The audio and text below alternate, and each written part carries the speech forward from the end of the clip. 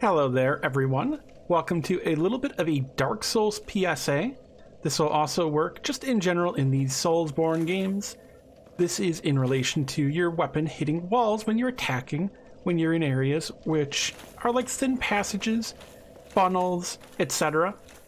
So a sort of common problem. You might be fighting an enemy, you're trying to deal with them, but you're in a tight space. But every time you attack, you end up hitting the wall. So you might ask yourself, there has got to be a better way. Well, there is. So for starters, the most simple option possibly, draw the enemy out from the area that is very thin with walls close together. You can simply do that. There are a few options here. Now, if you attack, you are going to attack in Dark Souls 1 typically with your right hand weapon. It does depend on the game, but keep in mind what hand is closest to the wall. So let's draw this enemy out. I attack from the right side, so being closer to the right wall makes me hit the wall.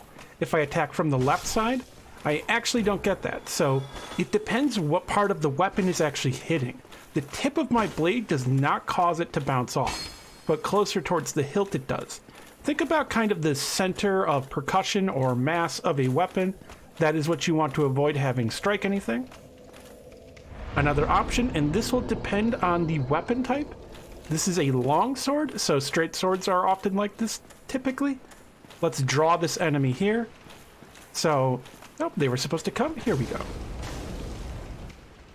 So again, normal swing does that. If you two-hand the weapon, it is going to switch to a vertical swing. Much better for these tight hallways. Additionally, your R2 might be a good option. On the longsword, for instance, it is a thrust forward. Very great here.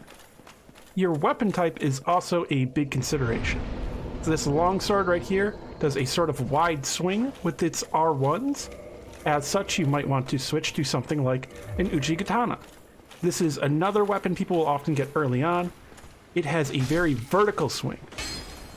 If you're right up against the wall, you can still end up hitting it, but as you can see, the swing is far more vertical, so it's less common. Additionally, also, its two-hand is the same. You don't really have to worry about that as much. It has the thrust. Some weapons people are going to more obviously gravitate towards in these tight spaces if weapon type is going to be a factor. The S-Talk is a pretty good option in general. Thrusting weapons are. You have your thrusts, they'll go straight down the middle. The thrusts have the hardest time hitting walls. You do want to be careful because sometimes your R2s are actually the one that are going to have the wide swing, as you can see. But again, if I hug the left wall because I'm attacking with my right hand, it is much less likely that it's going to hit a wall. So you always have that option. Spear is probably the best one, most well-known for dealing with this sort of issue. Spear, it's just going to go straight down the middle. You don't have to worry. Certain rolling attacks and things may hit walls that you have to watch out for, but as you can see, if you're going down the middle, it's going to be less likely.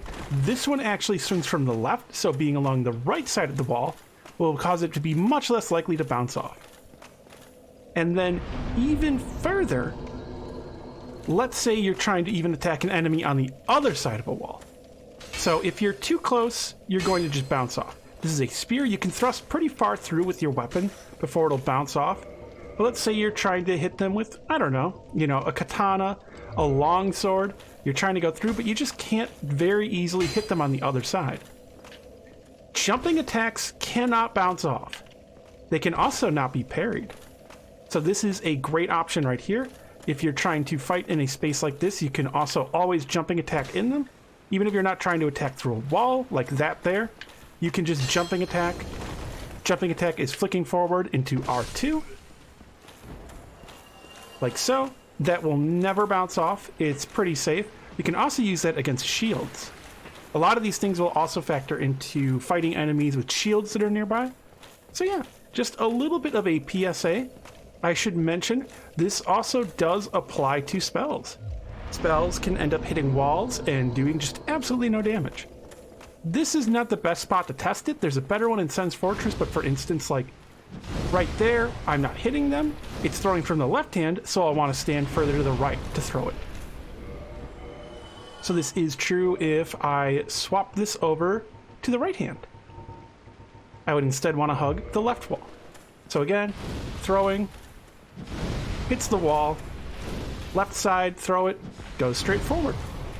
So keep in mind what side of your body you're attacking from and which direction it's basically going to go. You want to keep that in mind. This is just a general PSA, because I see people struggle with these sometimes in these games. So hopefully this helped out some people. Many of you probably already know this, but in case you don't, maybe this is going to be your first Souls-like you're playing, whether it's Demon Souls, Dark Souls, Bloodborne, just a thing to consider. So yeah, I hope this helps, and bye-bye for now, everybody.